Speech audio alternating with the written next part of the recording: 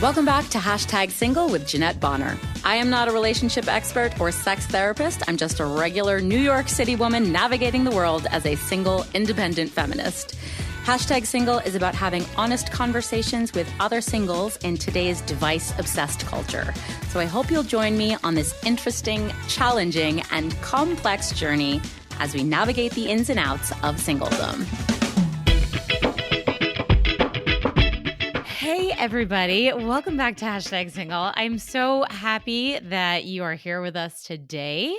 If you've been tuning in recently, you may have noticed we've taken a little detour this year from having conversations with awesome singles to tackling some larger topics. This is both pulling from what's going on in my own life, but also taking the temperature of the single world, which is to say a lot of people are struggling with major issues of disconnection, dissatisfaction, and loneliness more than ever. So I wanted to sort of address and tackle some of these issues for the single community. And I decided to bring in an incredible woman who I've worked with for years as a mentor, guide, coach, guru, and probably everything in between for me in my creative career and also on my journey towards personal growth. So I'm so excited to introduce you to Ms. Liz Kimball. Liz, I'm so happy to have you as a guest on Hashtag Single. I am so happy to be here. Thank you so much for having me.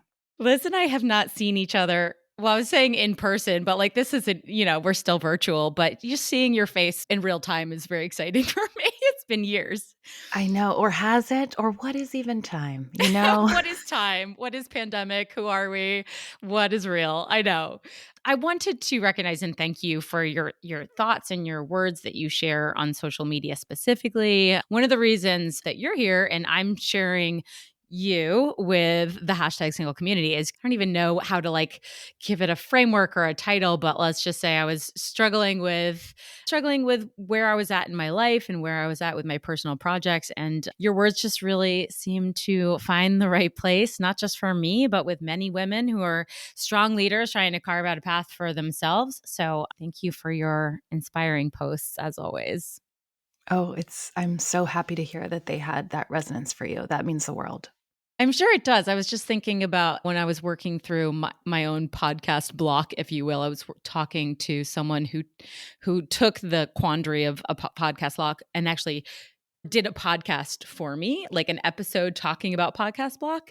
And she was talking about how, one of the reasons creativity block is there is because you don't have direct impact with who your audience is. She's like, people are listening, but you don't hear from them because we listen to podcasts and we don't reach out to the people being like, great episode. You know what I mean? We all don't do that. So I was thinking about you and how you're always generous with your soul and your words, but you're always putting yourself out there. And are you receiving back, knowing how many people are benefiting from what you're saying and what you're sharing? That's such an interesting question. And I do think one of the kind of commitments we make creating in the digital world is saying you're committing to the truth, or that's how I think of it. I'm committing to the truth.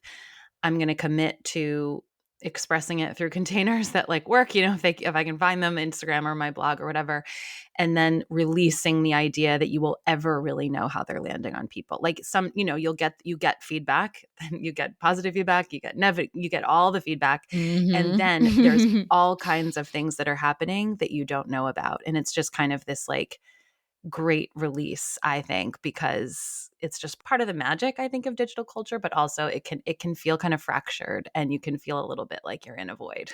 I definitely relate to that. It's a nice reframe to call it magic instead of soul sucking. But it's wild, right? I'll get an email from somebody or someone will be like, you don't know what you've done for me. And I'm like, I don't. Do tell. Yeah, and tell me more. It will be years of reading your newsletters or, taking your Instagram and that got me through X time in my life. And I'm like, well, here's what's really interesting. I'm sure during that time I went through my own dark nights where I was like, is this worth it? No, it's not. nobody wants to, this is not, I'm losing relevance. One of my greatest fears, is a very human fear. Like, I'm not helping in the way that I want to be helping. So I'm sure I went through that story with myself so many times. It just like goes back to like, you can't assume. Like, I just sort of think how assumption can just kill so much of that space between us where a lot is happening. And in the digital culture, the space between us is so real, you just can't see it. You can't kind of like feel it. Yes. But it does exist, and Yes. that's why I do think it's a kind of magic, like, because when we're in person, we feel the space between us, and it's got such potential, but when we're in the digital world, I don't feel it, so I think that's why it's hard, like, and even when I'm on Zoom and I'm leading stuff, I don't feel it. I'm like, "I'm getting nothing here," but then there's still transformative things happening, so I've had to kind of, like, conceive of it without feeling it, so I don't know if that makes sense. No, I'm so glad we're vibing on the same level. Before we get ahead of ourselves, I want to introduce you to everyone. So I'm going to read your bio just so people know your background, where you're coming from, who the hell you are. Even though I introduced you, but this is your official bio. Liz Kimball is a creativity coach, writer, and speaker dedicated to helping the next generation of women creators produce the major, meaningful creative works in their lifetime. Liz's work stems from the intersection of creativity and womanhood and focuses on catalyzing individual and collective change through the creative process. She's a founder of the Original Source Creativity Incubator and the Creative 15 program, a free 15-day guided experience to help you move from stuck to flow in 15 minutes a day. Her work has been featured on TEDx and Oprah.com, as well as at the Guggenheim, New School, the Female Quotient, and at universities and institutions throughout the country. She currently lives in New Jersey with her husband and her two little ones. Anything you want to add? No, it's always so sweaty to listen to one's own bio read out loud. So now that's over. I find that fascinating as well. You're not the first person to be uncomfortable with it. And everyone's like, gosh, it feels so, I feel so embarrassed like listening to you talk about me. And I'm like, no, no. As you always say, like, let's celebrate how awesome we are. Like, own your Yeah, achievements and be like, that's I right. fucking did all that. That's right. It's That's who true. I am and that's what I do and that's what I love. So, That's to right. start, because your work focuses so much on the personal journey and work of women, I thought I'd just sort of open question and no wrong answer. I'm curious what your thoughts and perspective are on what's going on in our culture with regards to being a woman. Like, what themes or messages are you receiving right now? Yeah, I mean, so like the words that is coming to mind is contraction before the expansion. I do a lot of thinking about expansion and it being like a natural part of biology and the world and the universe is expanding. But like also that contraction is a part of it. And like, when we look at sort of expansion in biology and like a woman giving birth, even it's like she has to contract before she expands. It's like part of the Mm. journey. So I'm an eternal optimist. I will be just a hope centered optimist until I die. It's just who I am. Is like it, take it or leave it. But I think so. I really believe we're on a path of expansion. But I mean, just straight up, like living in the U.S., most women I know feel like you can't help but feel like your freedom is being diminished and taken away from you. And that, what's interesting is it intersects with my work around like sharing your voice with the world, essentially sharing your creative voice with the world is like there is this mass cultural attempt that's been going on for hundreds of years to diminish women's voices because I think women's voices Mhm. are like a huge part of our whole expansion, right? Like the expansion we're meant to have collectively is like, we have to have women fully expressed, and we have to have marginalized people fully expressed. And the culture is just designed to not let us be fully expressed. How do we do that? Control her body. How do we do that? Don't like literally take away her body sovereignty, take away her reproductive freedom. And I just think the issues going on with reproductive rights are so linked for so many of us to some of the things that might be coming up in our personal lives and in our creative lives, even around freedom, and sort of feeling contraction and repressed and constricted that might not like feel like, yeah, but you might be living in a progressive state where you're like, I'm not really feeling it. But I think if we're all connected, like we're all each other, we're feeling it, like we are each other. And that, I mean, that makes me cry. It's like, so like we're feeling the constriction and the repression of Mm. our sisters who might, if you're living, and maybe somebody folks listening right now, you're living in states where there's a lot more laws than in the state that I live right now. But I just think it's connected. It's all connected.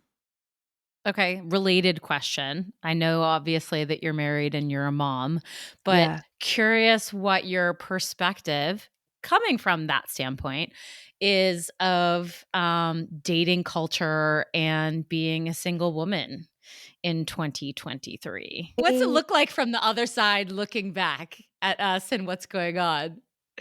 well, I'm not, so full transparency, I'm not like up to date on the apps and sort of what's going on in dating culture. So I can only answer this from the truth of myself, which is that the thing that I really miss about dating is that I felt like it was this opportunity to keep seeing myself in new ways. Like, because you sort of see yourself through the eyes of this new person.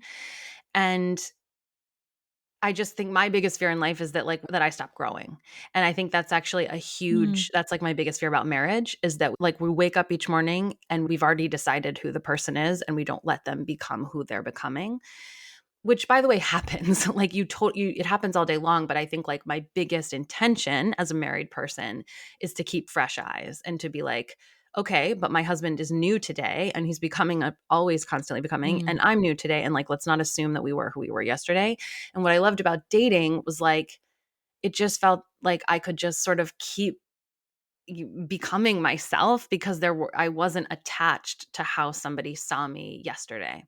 So I guess that's the only way I can answer that, is like that's definitely what I miss. That's one of my fears, is that I stop growing as well, and that Yeah, might be one of my fears of potentially finding a partner, is sure. that stagnancy, is that a word? That I see in my friends who are in relationships. Yeah, and how it's not just like that their personal growth has seems to be more limited than it used to be, but also like they're just not getting out as much. Like they're not, I try to talk to my friends about what's happening in the world and they have no idea what's happening outside of their television set. I'm like, you need to go to a museum. You need to get out of the house. You need to go see what's happening. Like join the world. And I know that they want to do those things. They're just limited by the trappings of childcare and marriage and stuff like that. But God, that looks terrifying to me. It gets small. I mean, your world really does get small, and we could talk Yeah. for days about kind of like the loss of aliveness that can come with bearing children, as exciting as that can be. But it makes me think about Yeah. like, so I had this theory where like I think couples should break up every 7 years and then get back together if they want or not. But Yes. I'm on I board. think, I mean, please, I don't know if my husband's listening to this, but I am in a relationship where we did have a massive breakup, and it was also timed with like a huge epic kind of professional meltdown for me. It was just like the meltdown of everything melted down. It's sort of like the breakdown had to happen before the breakthrough. And I really do. I have like so much evidence in my life that like the best stuff always came from the breakdown. And I look back, when I think about that period now, I think about it with such longing because I felt so alive, because I felt like I Oh was my just God. literally being reborn. And when I was going through it, it felt like such total utter hell. Like just it was just horrible, and I thought I was dying, and I was like, my life is over. And now I yearn for a period of time that is so kind of transformational, because I think that's what happens when we have these breakdowns, whether you Mm. like these big catalytic events, like whether it's you lose a job, or you like lose a relationship, or you leave a relationship, whatever it is, and it's like such deep suffering in the moment. But I also think like those periods of personal rebirth are like so beautiful. I find that really fascinating. Like if you can sort of reframe a horrible thing as a chance to start again. Like, how beautiful is that? And let's be clear, the reframe is only revisionist history. Like, it's only when I'm In looking back at hindsight. it. So in the moment, Right, I right, think right. it's like it was so freaking bad. And that's what I think is so interesting about all of us, like what we've gone through with the pandemic is like we all went through a massive catalytic event, a massive transformation with the pandemic. But then it's like, but I'm still living in my same house and I'm still wearing my same pants and I'm still kind of like recording the same podcast. But we have actually all like Yes. been changed by a thing. And what's, I think, in other change processes, we often like move or we like kind of have this sort of physical shift that helps us mark it. But I think that's what's been kind of blurry about the pandemic is you're like, but I'm walking the same walk and I like, but so it's this disconnect of like, I think I'm kind of a new self, but I'm wearing the same baggy leggings. I don't But know. That's nothing how has it always changed. feels for me. I'm like, Yeah. those same leggings. I need to get a new pair of leggings, obviously. That's no, that's so valid. That's so true. Like there's some like habits that I picked up at the pandemic that I'm still doing. Like I Mm, literally haven't gone back to the gym yet. I'm still doing like virtual workouts, which I quite enjoy. But so there's these remnants of like a weird fever dream almost. yes. I would love to go to the gym. That sounds like a dream. Just putting it out there. We gotta break you out, Liz. So when I was thinking about like what I really wanted to talk to you about today, and like I said, as I started, this sort of came from a little bit of a selfish standpoint because I was thinking about how you kind of helped me or guided me from afar through my dark place and through my transition and what I was struggling with. But I also was thinking, I bet you there's a lot of people that are going through this transitional thing. But while I was thinking, there were a couple words that came up for me. And this might be, I feel like a little bit of a hard right turn, but the word was unworthiness. And I actually found an article that you wrote about imposter syndrome.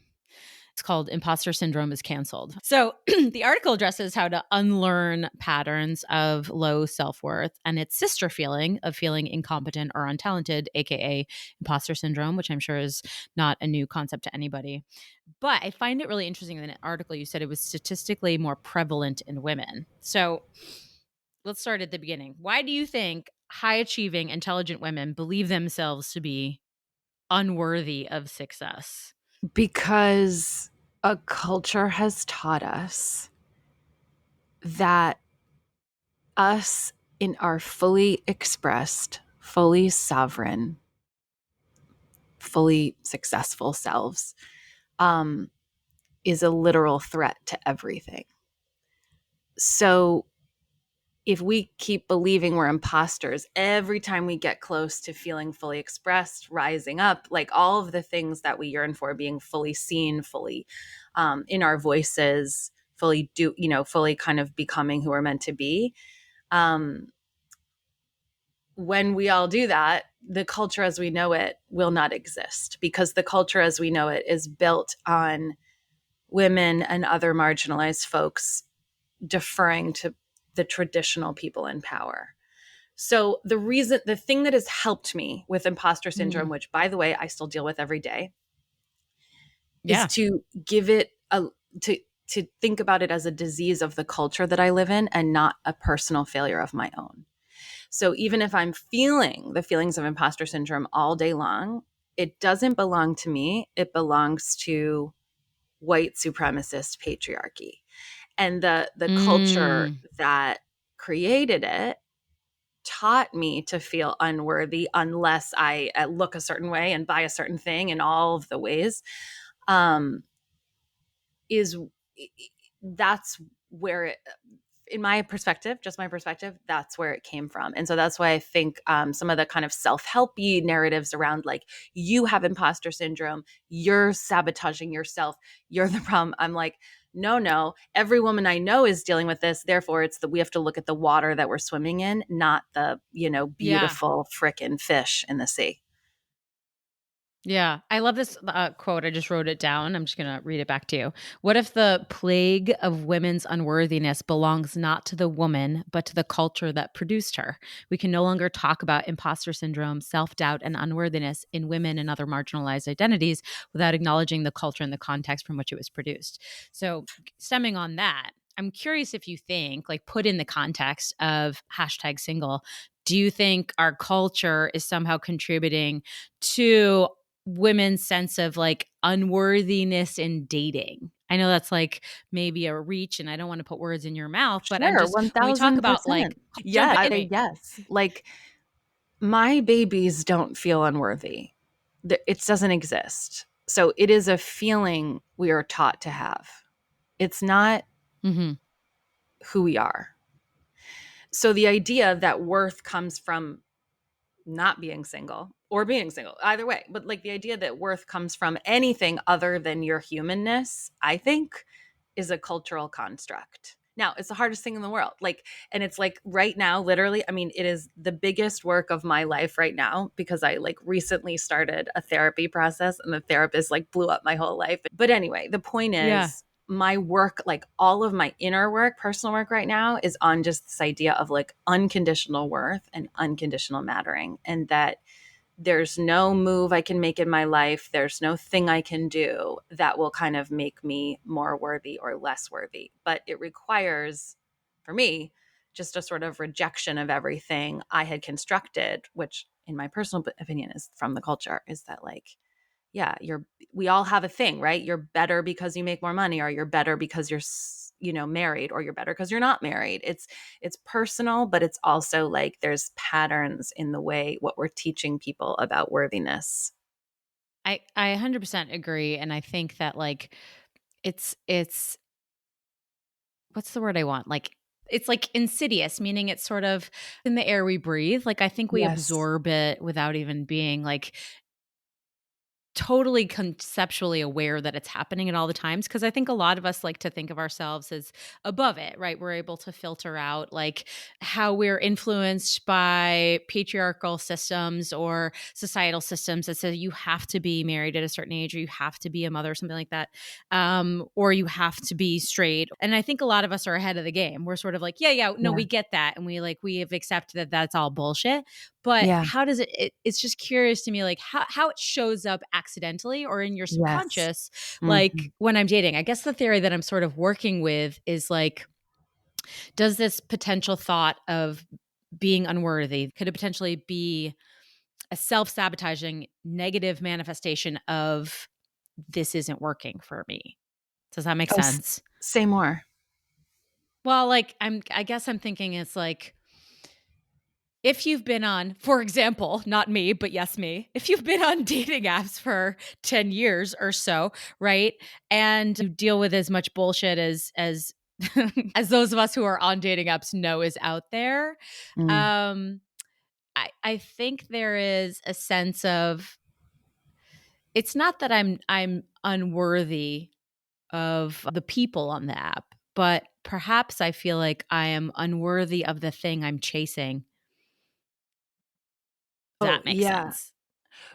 Yeah, I mean, there's kind of two things there that are so interesting to me. I mean, the last part, right? Like, I think that's really challenging with kind of a lot of stuff about the internet, which is like there's a lot of places on the internet that can really contribute to that feeling of unworthiness, and yet there's sort of a reason to be Mhm. there.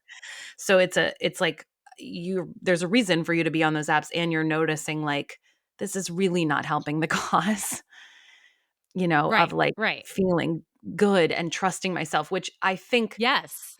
to trust yourself in this lifetime, if you are a woman or any other marginalized identity, is the work of a lifetime. To trust yourself because you were taught not to trust yourself. Yeah. Your trust the outside voices, not yourself. So I just think anything that's going to pull you from trusting yourself, it's hard, because it like, I mean, I feel that way honestly about this now, and the way a lot of people I think are feeling about social media is that same way, is like it's sort of in some ways it's taking you from yourself. So I can really feel that tension Mhm. around a dating app because, but and also it's sort of the way you can potentially meet people. But the second thing that I think is so interesting about what you said, around unworthiness and the dating app is like, the coach in me is like, so what happens when you're worthy? Like if it's making you, so then what's possible when you do let yourself feel worthy? And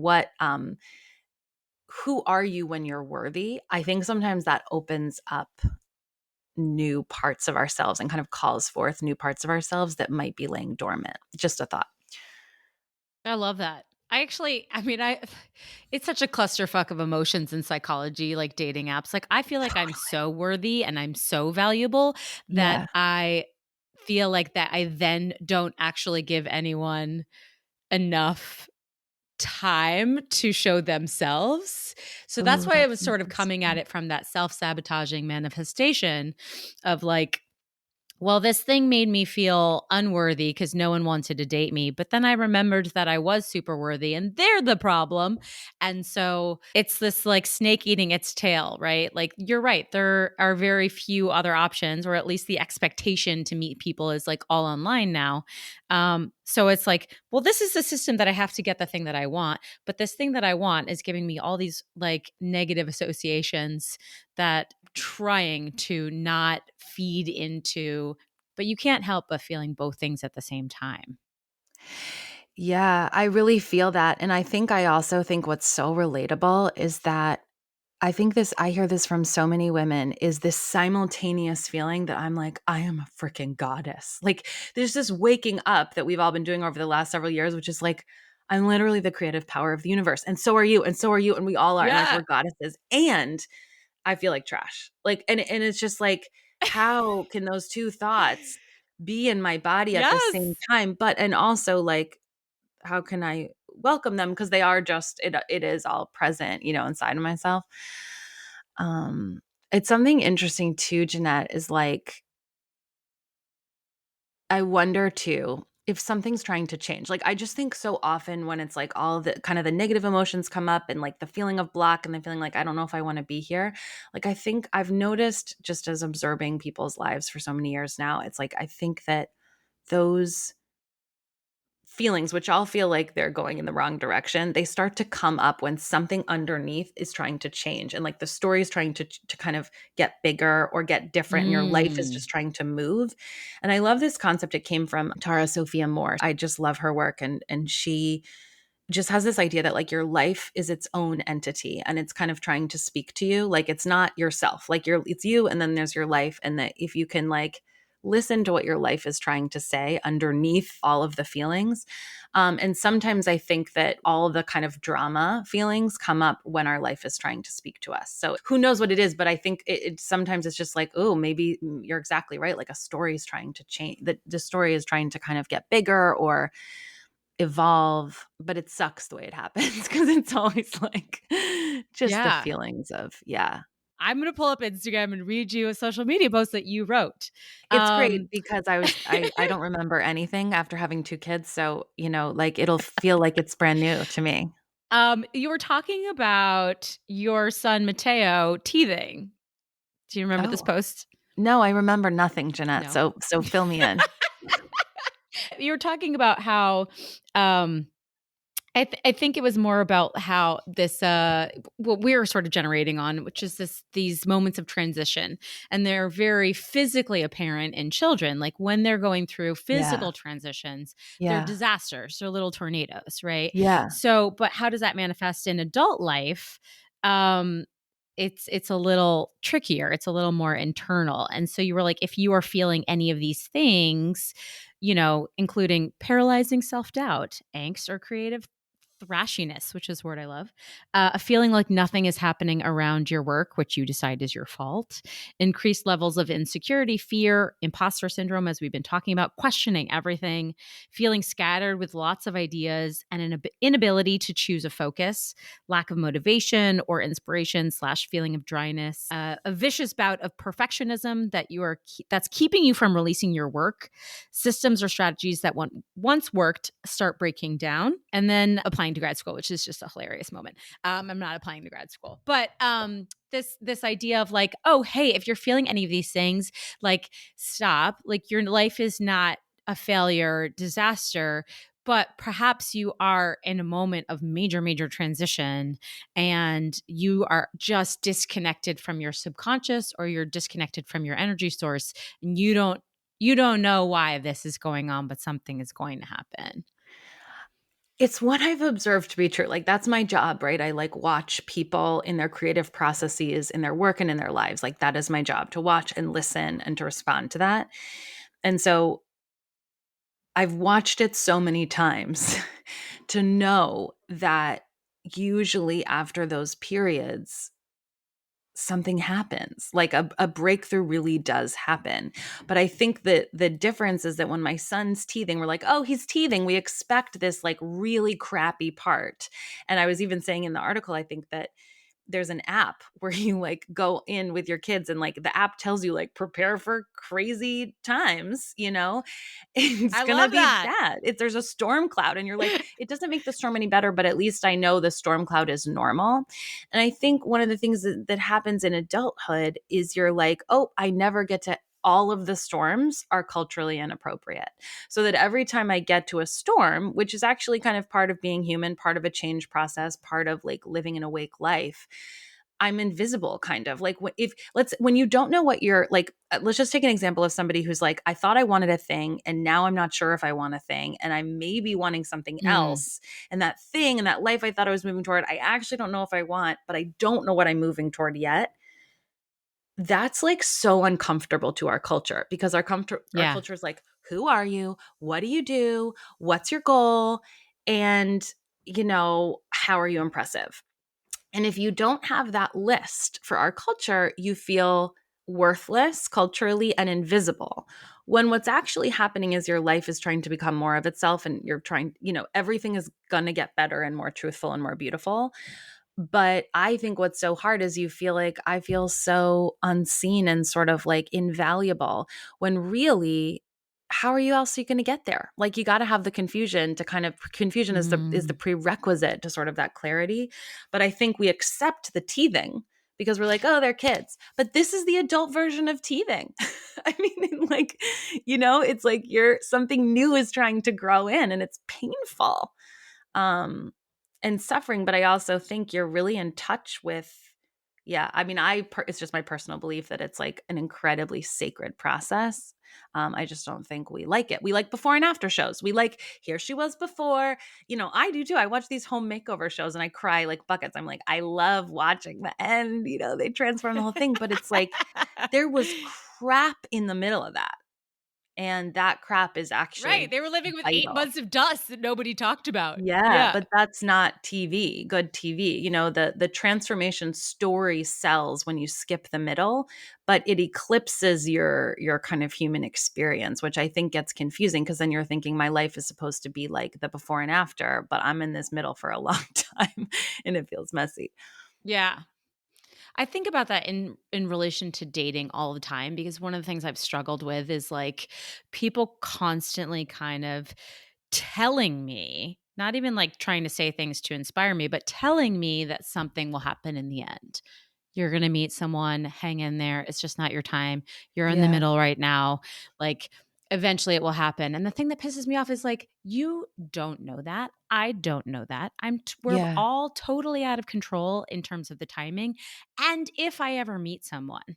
So, but people feel better knowing that, like, oh, Jeanette won't be single forever. How could she be? She's so valuable. She's so wonderful. She's fun. She's smart. She's pretty, right? But it only makes sense to them if they know that this is not my forever. And I've been trying to Mm. push back and be like, hey, it might be my forever. And I need to get okay with that. And you need to get okay with that too. It's so Like powerful what thinking about happens if we don't have, sorry to interrupt you, if you, what happens if we don't have a happy ending? and how that's so much about the other person's comfort and sort of the way they see the world is being threatened. Very much so.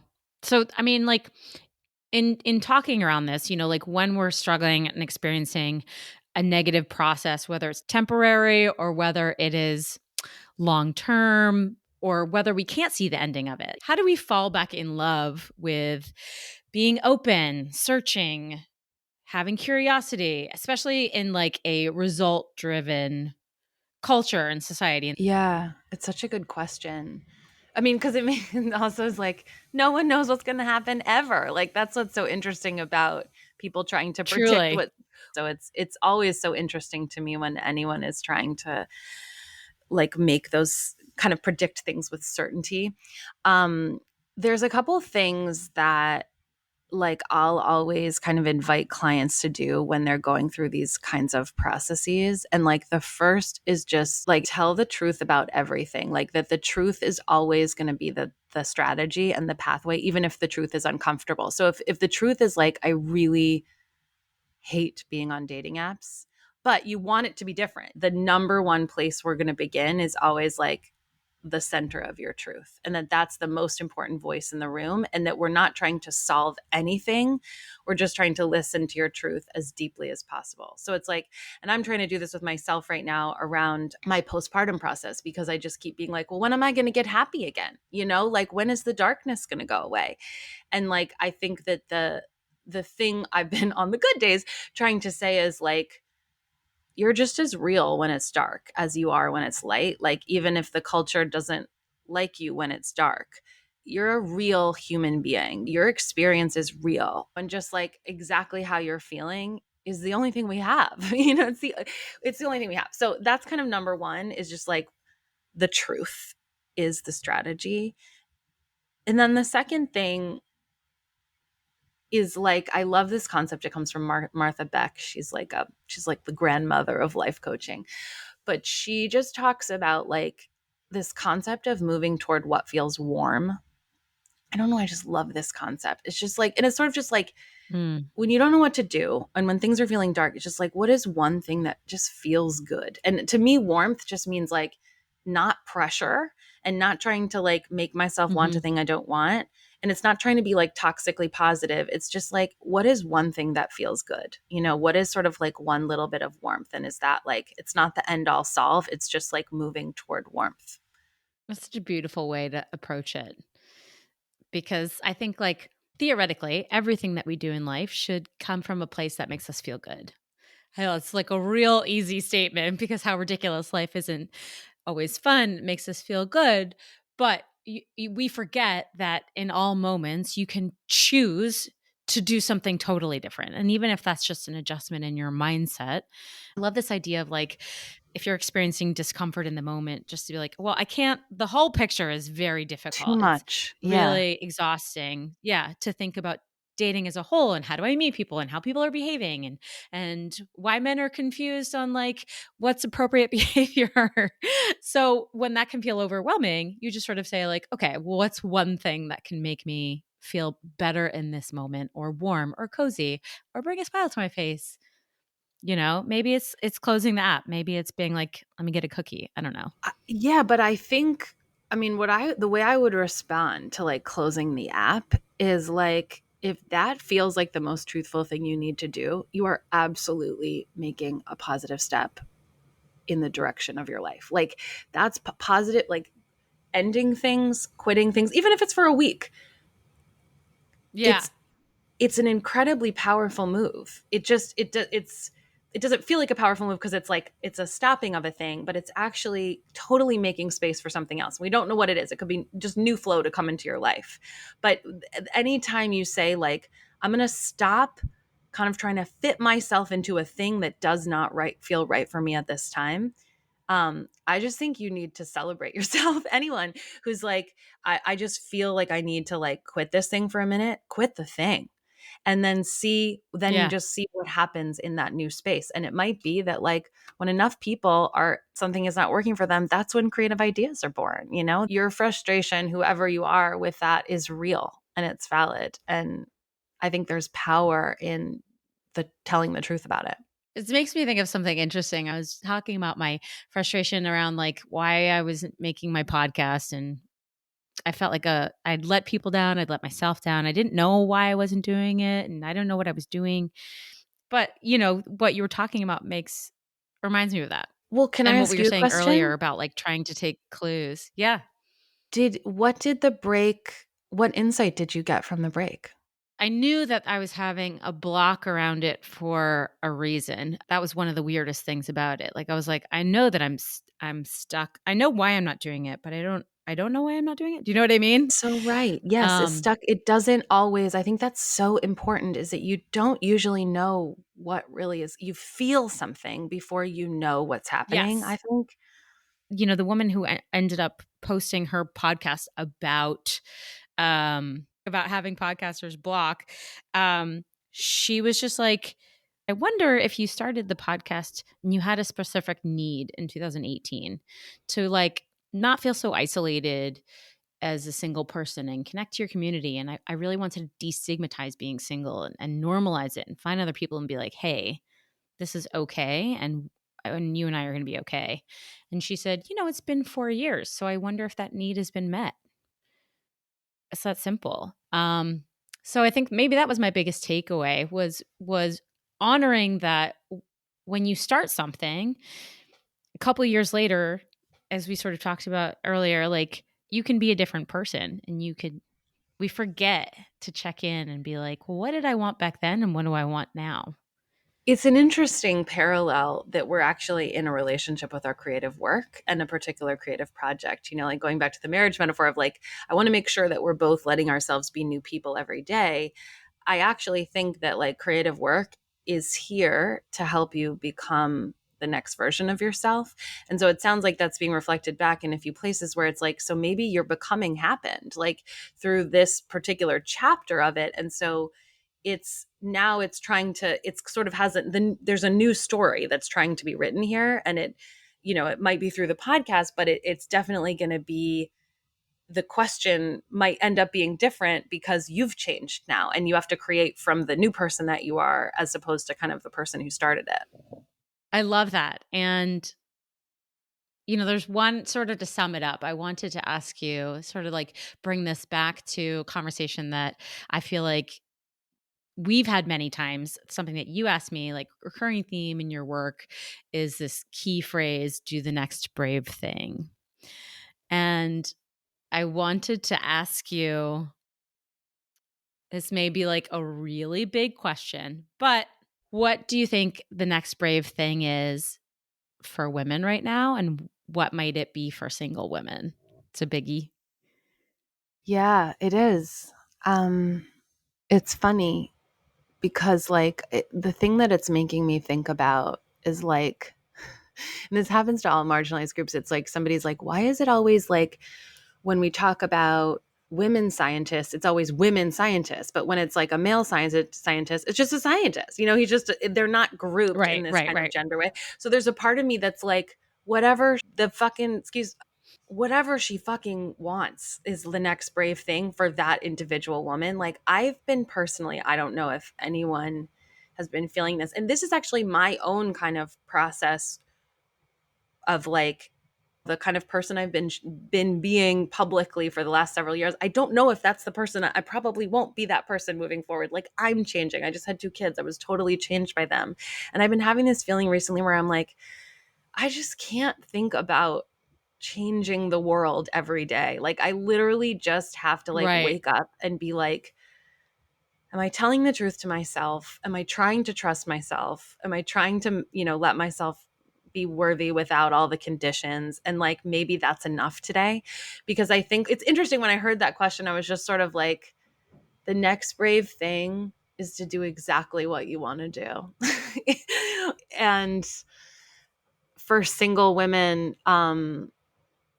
yeah, I mean, I can't speak for you, but to continue to reject anything that doesn't fit you anymore. Like, I just think it's like, what kind of clothes are we wearing that like, I don't want to wear those clothes anymore. Those clothes don't fit. I've evolved beyond this thing. And that feels like a thing we keep talking about today is like to let yourself evolve and change and not let, because I feel like sometimes when you're single, it's like, well, everything's going to change when I meet the person.